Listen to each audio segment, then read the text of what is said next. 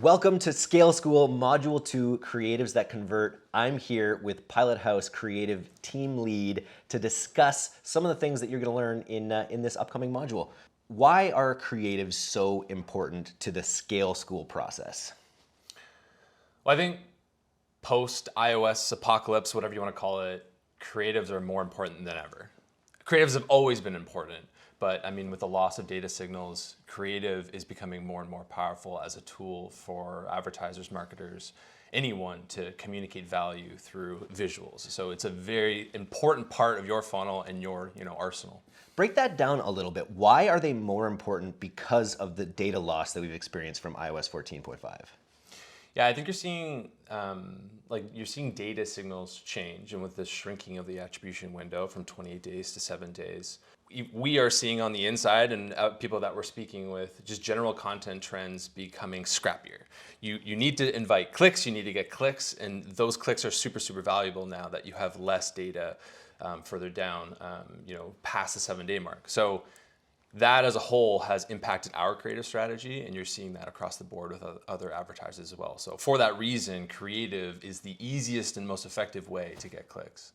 So why is the Pilothouse creative team an authority to teach this module?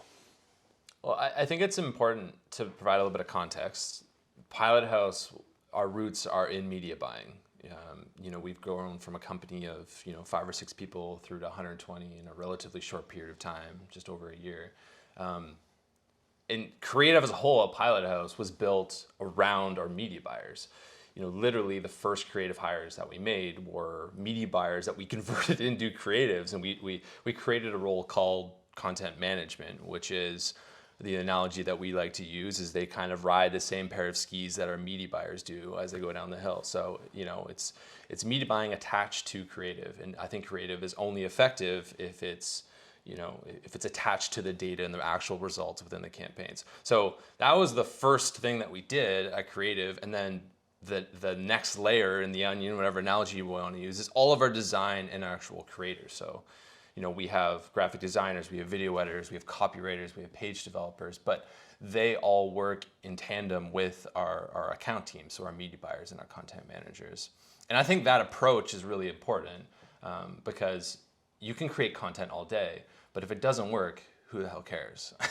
So that is why it's really important. And when you're thinking about what your creative team looks like, or if you don't have a team and you're outsourcing resources, think about how you're getting that data and important information to your creative team so that feedback loop exists. Amazing. How much creative has the Pilothouse creative team made, would you say, over the past year and a half? God, I don't have an exact number on individual assets or designs created over that time frame, but we do have some pretty wild statistics. I remember pulling out a statistic from I'm not sure what quarter it was, but some that just passed.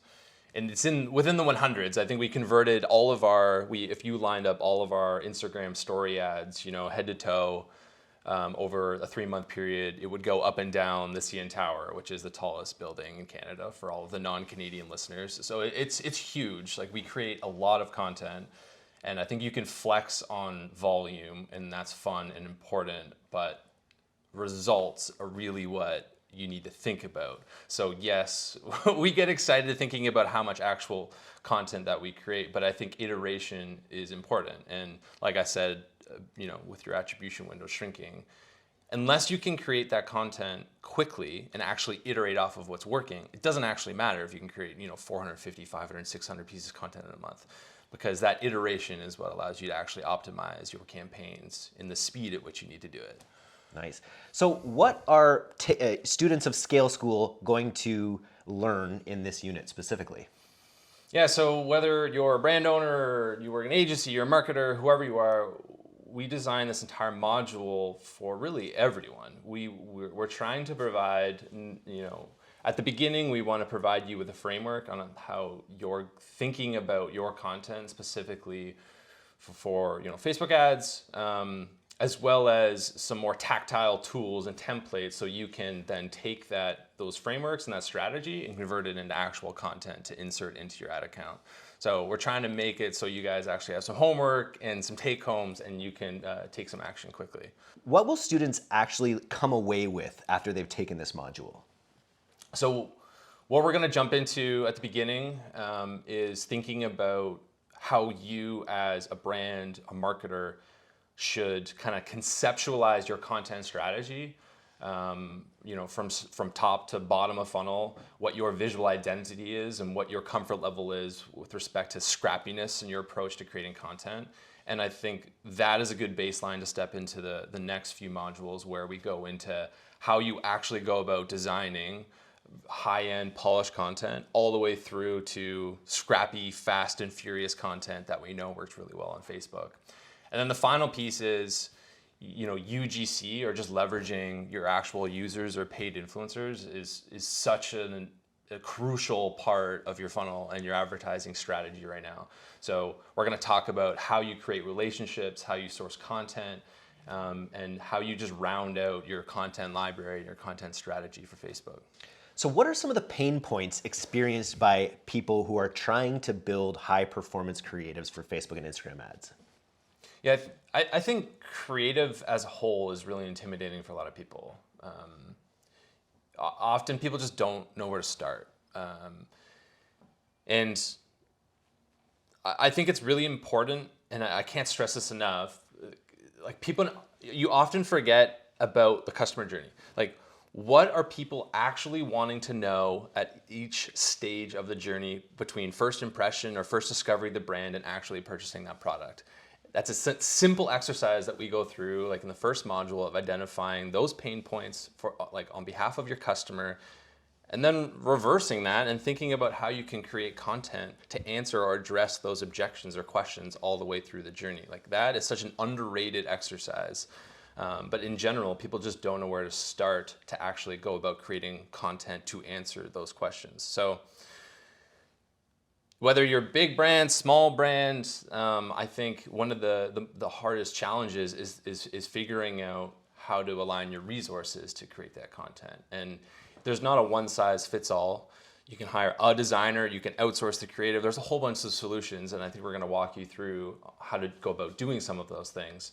But the very last thing that I see all often is, like, I think the biggest challenge that we're going to have, or brands are going to have creatively heading into Q4 and 2022, is creating a diverse library of content. And when I say diverse, I'm talking about at each stage of, the customer journey. If you do the same thing, you cannot expect different results. So you have to push the limits and think about how you can get more polished, less polished, because everything is going to hit differently in different pockets of your audience. And so this module is going to walk users through what creative to be testing at which part of the funnel and how to think about the funnel specifically in terms of creative assets.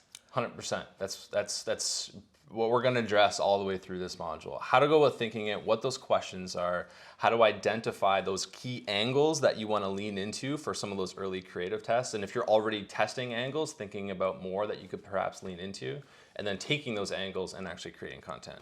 So what are students of Scale School going to walk away with? How will they feel after they've taken this module? Well, certainly my hope is if you watch this module specifically and think and kind of learn our approach to creating content, you as a marketer will feel more confident going about creating your own content. And I think you're going to see, yes, there's a place for polished content, and yes, there's certainly a place for scrappy content, but it doesn't need to be intimidating. Just getting started is the best way to make an impact. And I hope that after this module, we can demystify some of these creative challenges that people have. And give people an actual blueprint about what creatives they need to get started and have a reliable degree of confidence that they're putting their best foot forward. Yeah, finish this module, jump right into your ad account, do a quick audit, and I guarantee you that you're going to have some form of immediate impact if you take these learnings and make new content for your ad account.